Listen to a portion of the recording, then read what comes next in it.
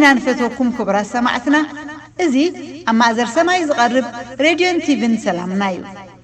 راديو تيفن سلامنا كل جزء كابس عشوعة فرعان كساب شمونته مشت يمحل علف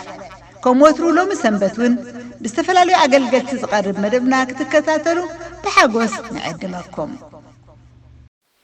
ኣብ ዝተፈላለዩ ቦታታት ኮንኩም ነቲቪ ሰላምና ተከታተሉ ብሩኻት ኣሕዋተይ ብጎይታና መድሓኒና ኢየሱስ ክርስቶስ ሰላምን ጸጋን ይብዛሓልኩም ይብል በዛ ሰዓት እዚኣ ካብ ቃል እግዚአብሔር ክንመሃር እግዚአብሔር ዕድልን ግዜን ስለዝሃበና ስብሐት ንስሙ ይኹን ሓቢርና ክንጸልይና እግዚአብሔር ንቃሉመታን ክባርኸልናን በመንፈሱ ገይሩመታን ክዛረበና كلنا نصلوت رأسنا نذنن أب سماعتنا مدرن سلطان زلكا كل تخيل እግዚአብሔር አምላክنا بقيتنا مدحنا ኢየሱስ ክርስቶስ ስም ነመስግነካ ከለና ጀድማ እግዚአብሔር ፈቃድካ ኮይኑ እግዚአብሔር አቦ ቃልካ ክንመሃር ዕድል ስለዝሃብካና ሁሉ ዕድልና መስገና ስኻብ ቃልካ ጌርካ ትዛረበና ምትርጓም ናይ ቃልካ ክትበና እግዚአብሔር አቦ ክትምህረና ንጸልያለና ጊዜታትና ሰዓታትና ሁሉ ንዓኻና ረክብ ኢየሱስ ክርስቶስ ሽም አሜን ብሩኻት ኣሕዋት ሎሚ እንመሃሮ ትምህርቲ ካብ ካልኣይ ዜና መዋዕል ምዕራፍ 1 ቁጽሪ 1 ከምኡን ካልኣይ ዜና መዋዕል ምዕራፍ 1 ካብ 7 ክሳብ 13 ዘሎን ካልኣይ ዜና መዋዕል ምዕራፍ 7 ካብ 11 ክሳብ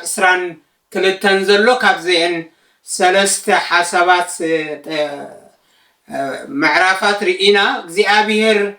ካብ ህይወት ንጉስ ሰሎሞን እንታይ ይመረና ዝብል ክንርኢና ስለዚህ መጀመርታ ግን ድሕሪ ባይታ ናይ ንጉስ ሰሎሞን ክንርኢን ከለና ሰሎሞን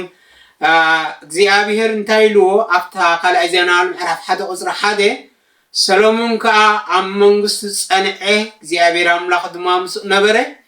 ኣዝዩ ልዕል ኣቢሉኻ ኣዕበዮ ይብለና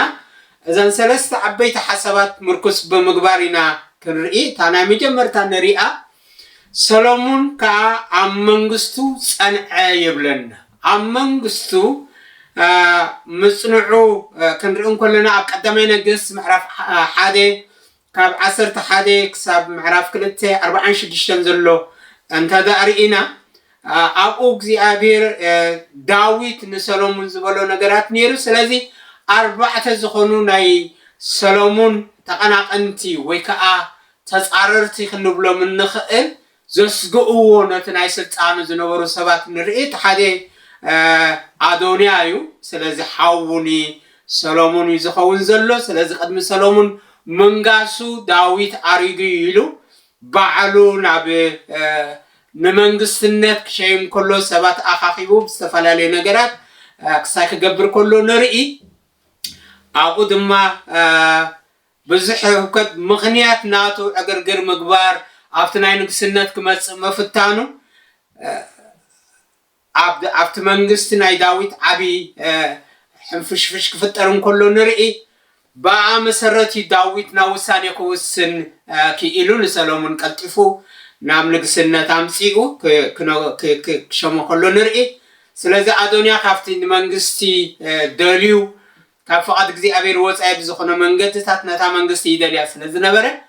ኣሞዳታ ሰሎሞን ንዕኡ ከቀትሎ ከሎ ንርኢ እቲ ካልኣይ ንሪኦሃ ኣብያታር ካብቶም ካህናት ናይ ዳዊት ዝነበረ ኣብ ዘመን ዳዊት ዝነበረ ኣገልጋሊ ብምንባሩ ምሕረት ረኺቡ ነይሩ ምክንያቱ ኣዶንያ ክሽየም ኢሉ ምስ ኣዶንያ ዝወገነ ሰብ ነይሩ ስለዚ ሰሎሞን ከዓ ነዚ ሰብ እዚ ኣይቀተሎን محرت جيرلو جن كاب شمت ناي كننت كأليو خلو كيدنا بعد خارس كابلا خلو نرئي اتصال ساي كا يؤابيو زي حلقة سراوس ناي إسرائيل زنبريو إذا مس أدوناي وجينو قال إدما مس أبنير موجانو تراي زي كونس مس أدوناي موجانو تراي زي كونس عندنا ني أبياتا نمنشموني أبنرن أماسان مقتالو أزون داويت بتعامي كوريلون حزينلون منبار نرئي كابزا ساعة بز مسرت زي بهوت كتحادقو يبل كان يلو داويت بزهابو مسرت سلومون نزو سبزتات بحالك قبرو خلو ني آب قطرو خلو نرئي ترابعي شمعي داويت أنت تبهر كربما كله تي نبرخا هاديمو كخيدون كله كابي أب هاديمو خيد كله بزحنا جرات تبالب زخرنا داويت زرقة مسبيو سلازي داويت وكان محرت انت قبرله جنبي وتايت دقيلو سلازي إذا مربعت سبعة زياتهم ني سلامون أزيم أسقاتي سلازنورو نزيم مربعتي مسألهم داويت دما سلامون دما عم منجستو صنع يبلنا امبار نحنا نجزع رأسنا من السيلنا قابزنا قرزي خنرؤون كلنا عم منفساوي هيوتنا انت برتعنا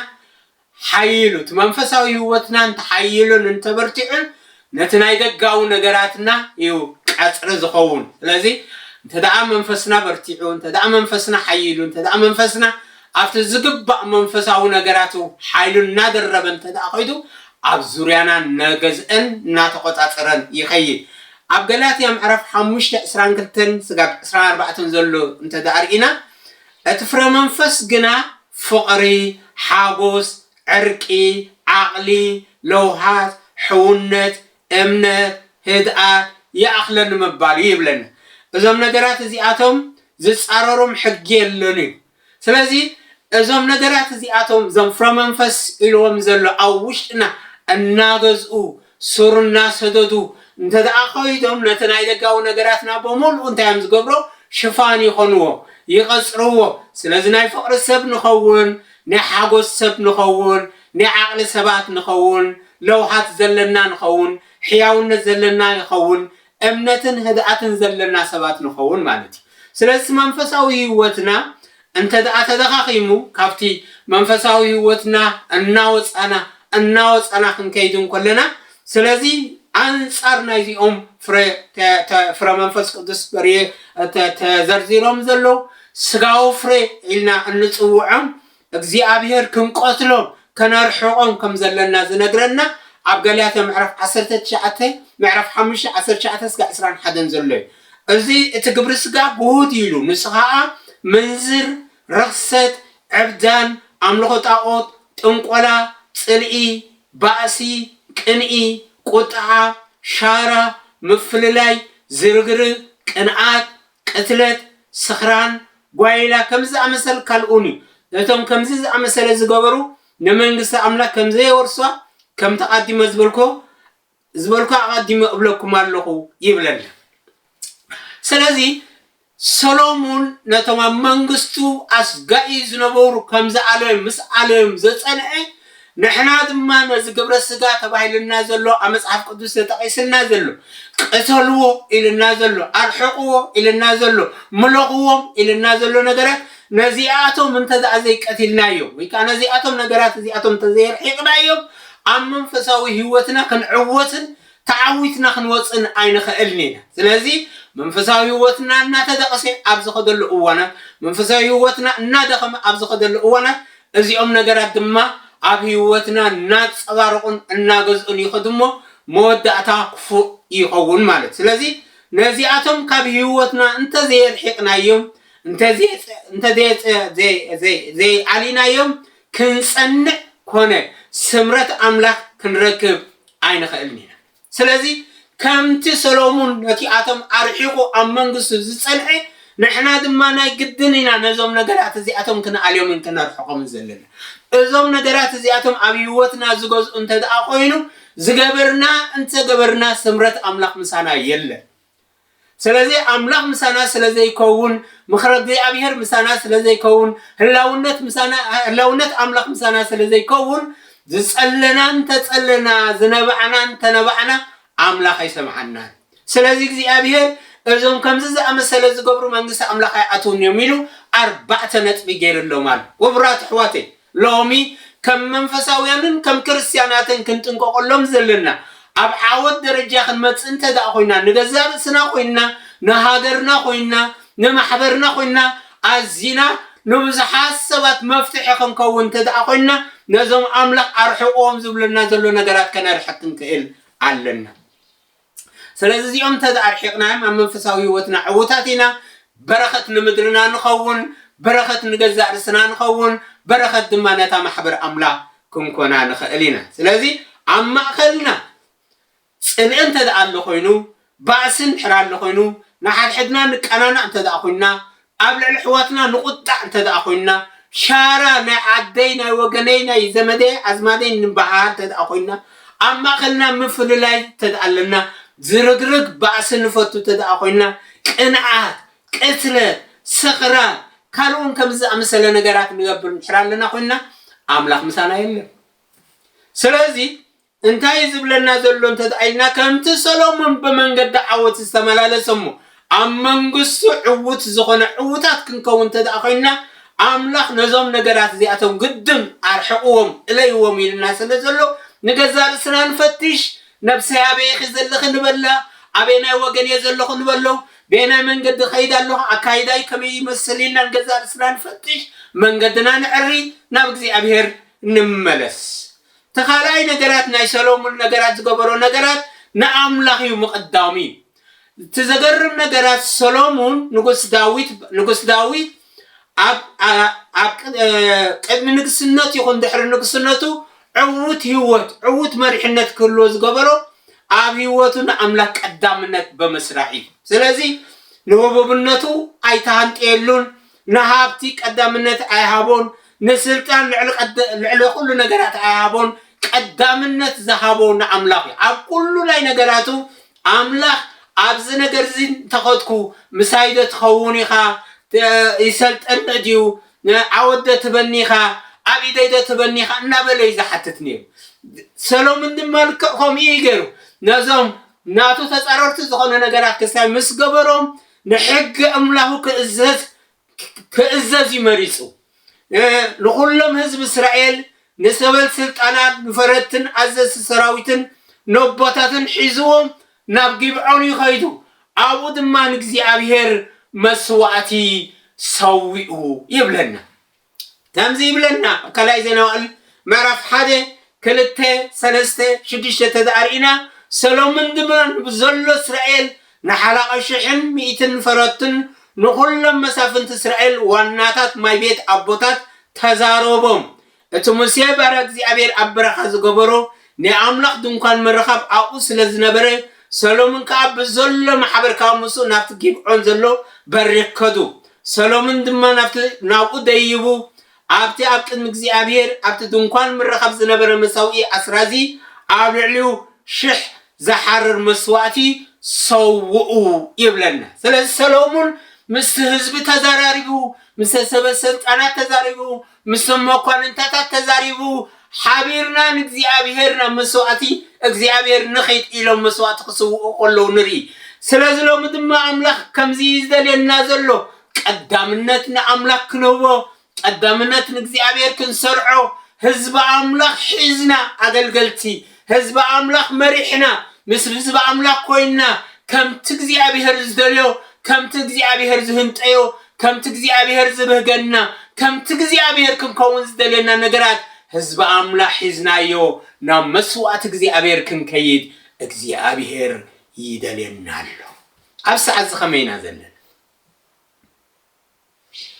እምበኣር ቀዳምነት ንኣምላኽ ከነቐድም ክንክእል ኣለና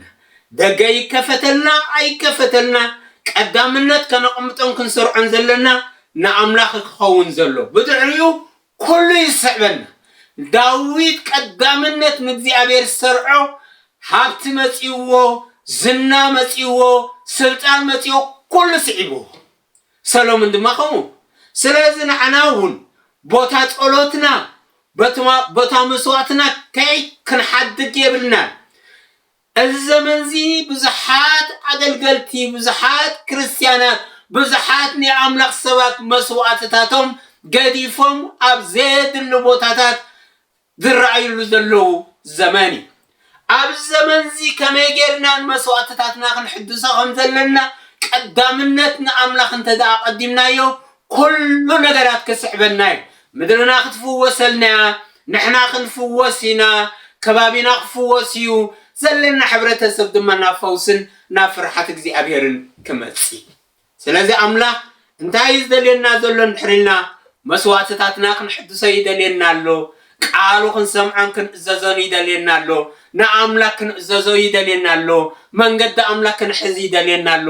ቀዳምነት ንኣምላክ ከነቐድሞ ኣምላክ ይደልየና ኣሎ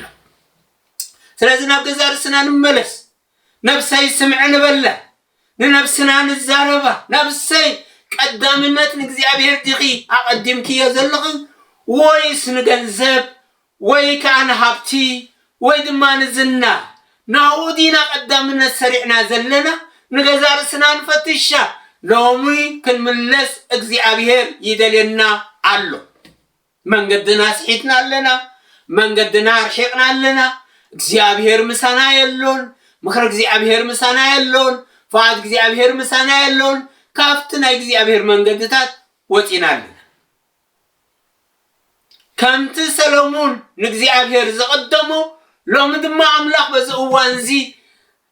ቀዳምነት ንኣምላኽ ከነቀድም እግዚአብሔር ይደልየና ኣሎ ስለዚ ሰሎሞን ንእግዚአብሔር ቀዳምነት ስለዝሃቦ ኣብ ጊብዖን ምስቲ ህዝቢ ኮይኑ መስዋዕቲ ምሰስዎ ለይቲ ደቂሱ እንከሎ ታይሎ እግዚአብሔር እንታይ ከም ዝህበካ ለምን በሎ ኣምላኽ ንኣምላኽ ከተስምሮን ከለኻ ንኣምላኽ እንታይ ትበሃል ክትገብሮን ከለኻ ኣብ ቅድሚ እግዚአብሔር ሞገስ ትረክብ እዚ ሕቶ እዚ ዝሕተት ሞገስ ዝረኸበ ሰብ ዝሕተቶ ሕቶ እዩ ሞገስ ዝረኸበ ሰብ እግዚአብሔር ንሰሎሞን እዚ ሕቶ ዝሓቲትዎ ኣሎ ንጉስ ሰሎሞን እንታይ ይብሎ ኣሎ እንታይ ከም ዝህበካ ለምን ኢሉ ሕቶ ይሓተሎ ሞገስ ረኺቡ ቅድሚ እግዚአብሔር ኣስቴር ንርአያ ኣብ ቅድሚ እግዚአብሔር ሞገስ ረኺባ ክሳብ ፍርቂ መንግስቲ እውን እንተኾነ ልማኖክ እንታይ ክወሃበክዩ ድላይክ እንታይ ክሳብ ፍርቂ መንግስቲ እንተኾነ ይኾነልክዩ ኢልዋ ኣብ ኣስቴር ምዕራፍ 7 ቁፅሪ 2 ክንርኢ እንከሎ ኣስቴር እንከም ተሓቲታ ንሕናውን ብመንገዲ ጎይታናን መድሓኒናን ኢየሱስ ክርስቶስ ኣብ ማቴዎስ 7:7-8 ዝለመነ ይቕበል እዩ ዝደለየ ድማ ይረክብ ማዕፆ ኳዕኳን ዘበለ ይኽፈተሉ እሞ ለምኑ ይውሃበኩም ድለዩ ትረኽቡ ማዕፆ ኳዕኳ ብሉ ይኽፈተልኩም ኢሉ እግዚአብሔር ናይ ሞገስ ክብሪ ሂብና ኣሎ ስለዚ ሰሎሞን ጥራይ ኣይኮነን ዝሕተት ዘሎ ኣስቴር ብወገና በቲ ንጉስ ተሓቲታ ብኢየሱስ ክርስቶስ ገይርሃ ኣምላኽ ንዓና እንታይ ድሌትኩም ዘበለ ሕተቱ ኢልና ድሌት ካብ ፈቃድ ዝምርኮስ ፈቃድካ ንኣምላኽ ተዳሂብካዮ ፈቃድካ ንኣምላኽ ተዳግዚእካዮ ኣምላኽ ሽዑ ምላሽ ይገብረልካ ፍታውካ እንታይ ድለዩ ኢልና ስለዚ ተደሊኻ ተዘይደሊኻ ኣይትረክብን ተዘይደሊኻ ምንም ዝመፀካ ነገር የለን ድለ ክትረክብ ኢኻ ኳሕኩሕ ተኸፈተልካ ስለዚ ንሰሎሞን ሕቶቶ ዘሎ ሕቶታት እዚ ነይሩ ስለዚ እንታይ ኢኻ ተሓትት ድላይካ እንታይ ክኾነልካ ኢኻ ትደሊ ዘለኻ ኢሉ ኣምላኽ ሞገስ ክህቦ ከሎ ንርኢ ስለዚ ሰሎሞን እዚ ኣንጊስካ ንዘለኻ ከም ሕፃ ባሕሪ ከም ሕፃ ባሕሪ ብዝብዝሕ ህዝቢ ኣብኡ ኢኻ እንታይ ትበሃል ከመይ ገይረ ነዚ ህዝቢ እዚ ከም መሓድሮ ከመይ ገይረ ክገዝኦ ከመይ ገይረ ክፈርዶ ከም ዘለኒ ይፈልጥን ጥበብን ፍልጠትን ሃበኒ ኢሉ ክሓቶን ከሎ ንርኢ ስለዚ ሰሎሞን ጥበብን ፍልጠትን ሂቡ ሓቲቱ እግዚአብሔር ድማ ልዕሊ ካልኦት ኣብ ካልኦት ነገስታት ዘይተረኣየ ሃብትን ክብረትን ድማ ሂበካ ኣለኹ ኢልዎ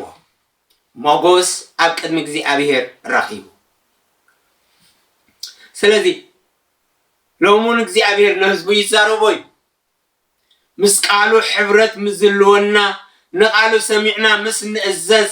ኣምላኽ ምሳና ሕብረት ይገብርን ይዛረብን እዩ እንታይ ኢልና ወንጌል ዮሐንስ 15:7 ኣባይን ተጸናዕኩም ቃላዩን ኣባኻትኩም እንተሓደረ ትደልይዎ ዘበለ ትልምንሞ ይኾነልኩም ኣባይን ተጸናዕኩም ቃላይ ከኣባኻትኩም እንተሓደረ ኢልና ስለዚ ኣብ እግዚአብሔር እንተዳ ጸኒዕና ቃሉ ሃምሳና እንተዳ ኣሎ ኮይኑ ዝሓተትናዮ እግዚአብሔር ክምልሰልና ይኽእል እዩ ክምልሰልኩም የልና ኣሎ እቲ ሽግርና ኣብ እግዚአብሔር ዘይምጽናዕና እዩ ኣብ ዘዳግም 28:1-2 ክንርኡን ከለና ክኸውን ድማ እዩ ቃል እግዚአብሔር ኣምላክካ ፀቢቅካ እንተሰሚዕካ እዛ ኣነ ሎሚ ዝእዘካ ዘሎ ኩሉ ትእዛዛት ተጠንቂቅካ እንተገበርካዮ እግዚአብሔር አምላካ አብልዕ ሁሉ ህዝብታት ምድሪ ከብለካዩ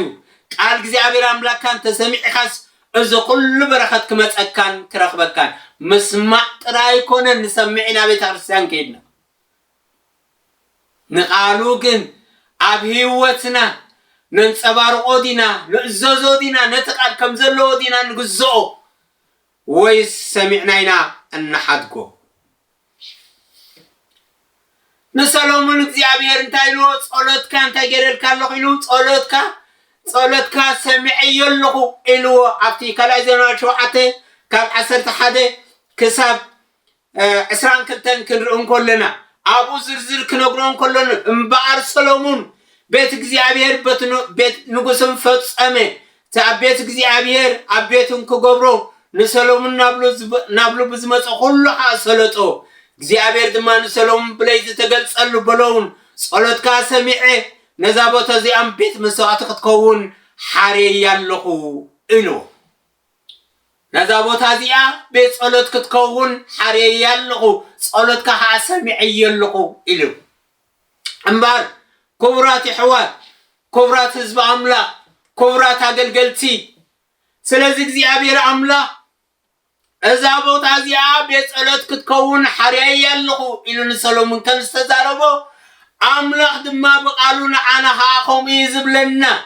ቤት ጸሎት ክትከውን ናይ ክህንነት ኣገልግሎት ከነገልግል ናይ እግዚአብሔር ዕዮ ክንዓይ ኣምላኽ ንነብስና ሓሪዋዩ ናቱ መሳርሕቲ ክንከውን ናቱ መገላገልቲ ክንከውን ምስኡ ሓቢርና ክንሰርሕ እግዚአብሔር ንነብስናን ንሕብረትናን ነትመጓሰን እግዚአብሔር ሓሪዎን መሪፅዎን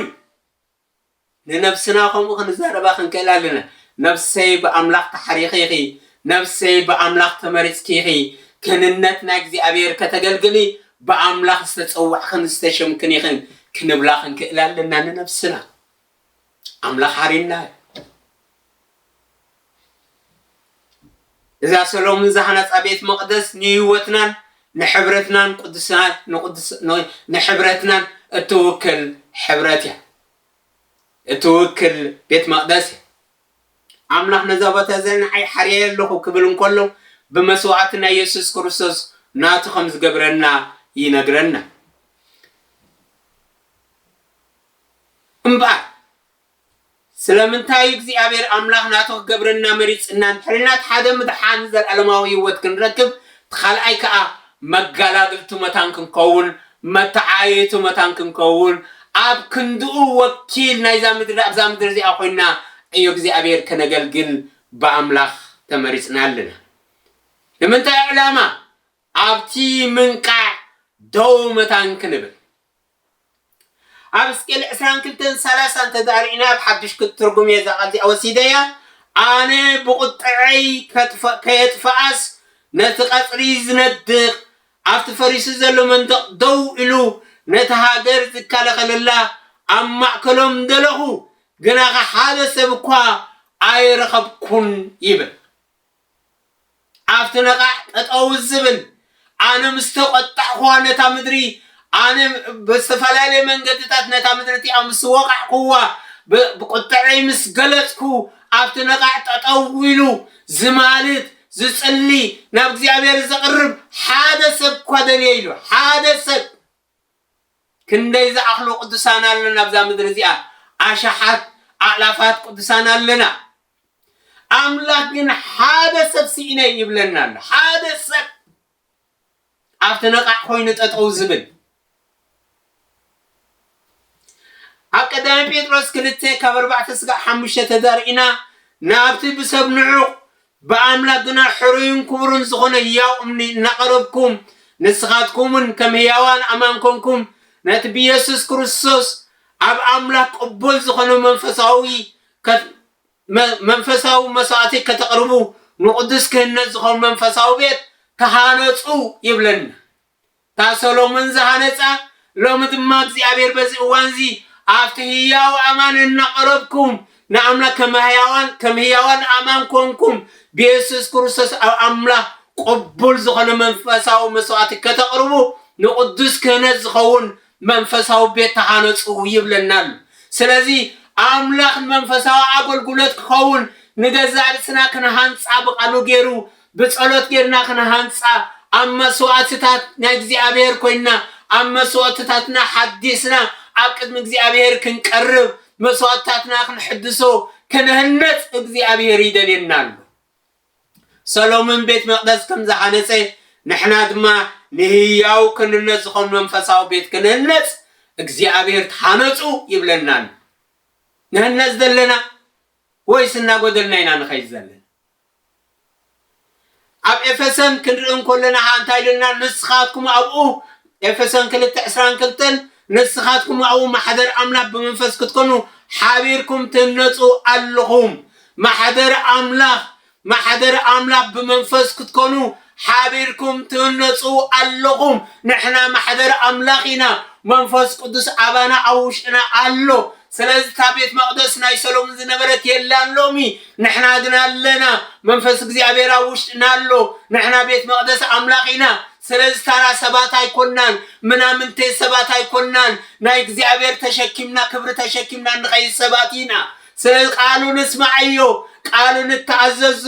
ንቃሉ ኣሜን ንበሎ መስዋዕትታትና ንሓድስ ኣምላኽ ክሰምዓናዩ መታን ኣብትና ቃዓተ ጠውልና ስለ ህዝብ ክንጽሊ ስለ ህዝብ ክንነብዕ ኦይ ክንብል እግዚአብሔር ምሕረት ግበር ክንብሎ በእግዚአብሔር ዝተጸዋዕና ህዝቢና ኣብ እግዚአብሔር ንመለስ ስለምንታይ ክሳዕሎሚ እግዚአብሔር ጸሎትና ዘይሰምዖ እንደ እዋን አንገረር ኢልና ስለምንታይ እግዚአብሔር ዘይሰምዖ እንተዳኢልና ኣብቲ ዝግባአና ቦታ ስለዘየለና ኢና እምበር ንሰሎሞን እግዚአብሔር እንታይ ኢልዎ ጸሎትካ ሰሚዕየለኹ ምስ በሎ እዛ ቦታ እዚኣ ሓርየያለኹ ምስ በሎ ሓደ መጠንቀቕታ በሃገር ደረጃ ይዛረባላ ኣብታ ሃገር ኢልወሎ ኣብታ ሃገር ሰማያት ምዝዕጾ መጥፊ አንበጣ ምዝመጽእ ሕማም ፈራሓ ምዝኽሰት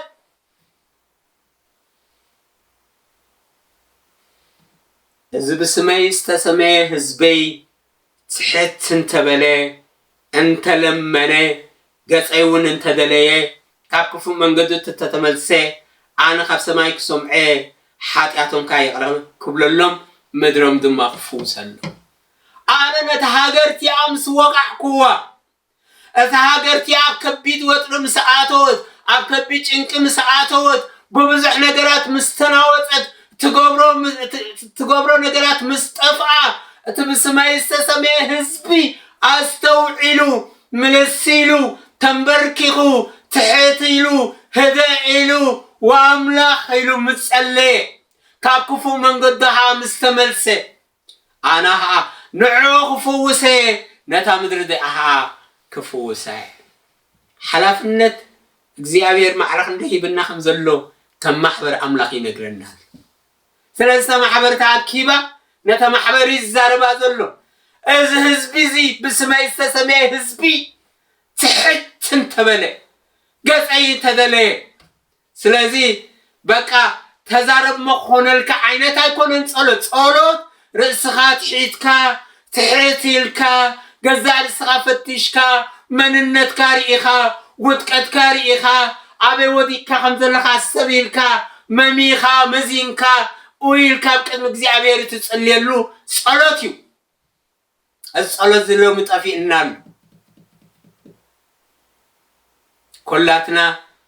عود كتودينا زلنا سلز كم محبر أملا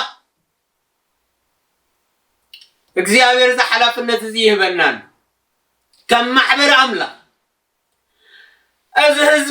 ህዝብ ስመይ ተሰመየ ህዝቢ ትሕት እንተበለ እንተለመነ እንተዘይሎም ሚንኸ ተሃገራብ ሽግር ትነብር ተሃገራብ ቀለውላው ትነብር ተሃገራብ ከቢድ ወጥር ትነብር ተሃገራብ ጭንቀትና ነበረት ትነብር ዳሐሩን ከገልጸልናይ እንተ ዳዘ የተመሪስና ከመይዛ አመሰለ እንታይ ባህር እግዚአብሔር ቁጥዑ ከም ዝገልጽ ተዛሪብናል ልትታል ስለዚህ ናትና ግዳ ቀሊላ ይኮነን ከም ታራሰብ ጌርካ አይትራያ محبر أملاك كم تارا غيرنا نجزار سنين رعيا حزب أكلنا نصلي حزب أكلنا نبكي حزب أكلنا ننسى حزب أكلنا أولبل محبر أملاخنا أكب انت زي صلينا انت زي لمنا تحنت انت زي لنا جزاء رسنا انت زي دلينا قص እግዚአብሔር انت زي دلينا كاكفو منقدتاتنا انت زي تمليسنا أملاخ يسمعنا مجمر تايلنا اتقبر سقاق طلو يلنا ابو انت علن حلنا عامس قالو شارالو مفللالو زرغرغالو لو من نريو زلنا محبرات نسيو زرغرغ نرلنا قنع نرلنا شارا نرلنا قلولاو نرلنا اغرغر نرلنا بستفالالي منقد توحايدك خمزي تحيقونك فحبتن زعتونا ناي غزي ناي مسافنت زمناينا زلنا علامنا رسعنا تارجتنا غزي رسعنا እግዚአብሔር ذهبنا حلافنتنا رسعنا ابكبي ناي حدغا وديقنالن نملس ناب እግዚአብሔር نملس حزبنا خندعل ناب እግዚአብሔር نملس حبرتنا خندعل ناب እግዚአብሔር نملس كم بتتان كندحل قص እግዚአብሔር ندله ስለዚህ እግዚአብሔር ታይዝ ብሎ ዘሎ ነታ ማህበር ክፉሳይ ከማህበር ይዛረብ ዘሎ ነታ ማህበር ክፉሳይ አይሉ እንደገና ሀነታ ምድረሃ ክፉሳይ አይሉ نعوم يقرأ بلين مدرم دماغ سلمي تدع تمليسومي تدع هذا إلومي تدع أنا بجزء عبير متأمي أنا نعوم كفوسة قام دمان مدرم كعفو سلمي كاب أبنة نريو عبزي منينا نرينا سبنا نوينا نري سبنا نوي أنت يوم جيرو من حرينا يوناس مسي مستنبيلهم كتقفيهم كتقلبطيهم مسبلهم باقا تقادادي ممتايت بحال غيرهم كلهم امنسعن كمزلهم باك بدلناينا حاطيناينا اووت قتالنا اب حاطياتنا زلنا املاخ تملسنا يقرب لنا محرز كبرنا لنا بእግዚአብሔር اوي مسبلو املاخ ناوش يطحسا 15 ريو محرز غيرلو لوم እግዚአብሔር إذا نجار زخن جبري دليلنا له نمدرنا نبجوا نمدرنا ترى زي كونس نعلم ملوك نسأله نقله لنا علم أبيناي قلبت بت بت بت بت يات من دلنا أكميناي نوصي محقان تحقون كم زلا نرقلنا سلازم إحنا أفتنقع بوتا خوينا أنت زي تقلينا أفتنقع خوينا أنت دا ويتد عزيلنا مدرنا نخفت كتكيدي سلازم أبزابو تازي أسد اللي صلت يلون سلمون أبزابو تازي أسد صلت أنتي كخفتا أعزانن كبلان أملاك محبر أملاك كلت أماتي وس عسر شو من تعسر شعة تسقط إسراء خنرون كلنا عقم زيبنا كلت ويسلس خوينا بسمي أبتا أقولو أنا خابو أما كولومي أما كلت خباختكم أم مدري بزلمنو نقرات كله أنت تسمعوا كابتا أبسماي زول أبويك وهابومي إلى كم بحدش أبلكم الله كم تنسلمون أبزابو تازيات اللي تقولوا أنتي كفاتا أذانك سمعن كم زبلو أبزد ما خلته ويسلسته مستسمعوا مستسلي مستحبر حاجة مستغنوا كسمعكم يلنا عملا قالوا يعصفني كسمعي تدعيلو سمعي تشجرا بانا يزلو نحناينا كم تجزي أبير زلنا من قد تاتكن كي زي كالنا نحناينا من قد تجزي أبير كنسحب زي كالنا نحناينا كم من قد تجزي أبير وسينا نحناينا خفقات تجزي أبير وسينا نحناينا قد تجزي أبير كندل زي كالنا نحناينا من قد ناس زخدنا أملاخ منهم كجبراي كألم تشكير حدا قاسب سيناي أما جرشة متنكر تاخوبان كله سدت من برخت زي كونس نعملك هاب زي مسمع زي مزاز السعب قطع أملاك نالوات سدت من عتاوي ناي جنزب ناي كالن جيرنا نوصلنهم سدت قطع أملاك سلسة قطع ناينا خمدرنا وزينا تبتنا زلنا فاعلنا زلنا عاولنا خنزارب ولو زي نخيل عاولنا ويكنبللو زي نخل بزح نغرات አሉ ስለዚህ ስደት ከምንጭ በረከት ገርናይ ነው ሰደው ስደት ምንጭ ናይ መርገም ቁጣ አምላክ انتايلنا اللو خمزيلنا تملسكم ناتي عبقدميكم زنبركو حققاتين تزاتتن انت حدكم مو كيدكم دمان خالت عمالختن تعملكم انت سقطكم لومن شعو كابزازاكم مدركم انقصكم نزان سماي زقدس كابيت كعا كاب ادمي قصعي كدربياي عمونغو كل مزب تادما ممثلن مدرفن كقبراي قالي انت زي سميعكم كالوت عمالختتات كتملقون تدع جميركم اب مدر اب زل مدر فح بتنكتوكم يلو سلازي سدت قطع እግዚአብሔር بربرخت አይኮነን ስለዚህ ለምን እግዚአብሔር አምላክ ክንምለስ ይደልየናል ንመለስ አምላክ መታንክ ሰምዓና አምላክ መታንክ ረድአና ንሰሎሙን እዚ ሁሉ ነገራት ከም ዝሃቦ ሎም ድማ አምላክ እዚ ይብለናል ንመለስና እግዚአብሔር መታንክ ሰምዓ ولدي مرقم حديقنا سلدقنا نبصلت نملس حوارا باولوس ابتي اموداتا زمن كفو زمن كم زمتسا تنكرنا له سلازي نتا امونغونان امونغو دقنان تفطيرو زلو ناي عدمه غاق نخن ردوم كيكالنا اذانان دقل بنان كفنا نخن سمعهم انتي سلغزا رسنا مخل نصلي بسنك اب كل كرنعات هيوت زغاطمو مصقطي وطري فرهي مشقرا كاب زيدديو حدغنيا وسانيتا تدحينم قرعون تعين رحق زعلمه هيوت نخمرحو نصليلهم كابتي ابلعلي من اسيات تفنيو زلو منفس ناي رخصت عبدانن قبره سدماونتن كالن نخعقبو نتحقنيا مقد املاح كيرخبو بعرفتي نخملالسو نتي ابز عالم زيا زغزء زلو كفو منفس بنصورا لليوم كامرببو حرا خوينم نتصبق بمدلاي هيوتهم اب تحت منفس قدسن قال املاخن نخغزو نصليلهم كاب تعبيتن تمكحتن ريحقهم نغزا رسوم تحت بمبال نغص عبيتي كفرون كخبرون نصليلهم دغاغيمنا نصليلهم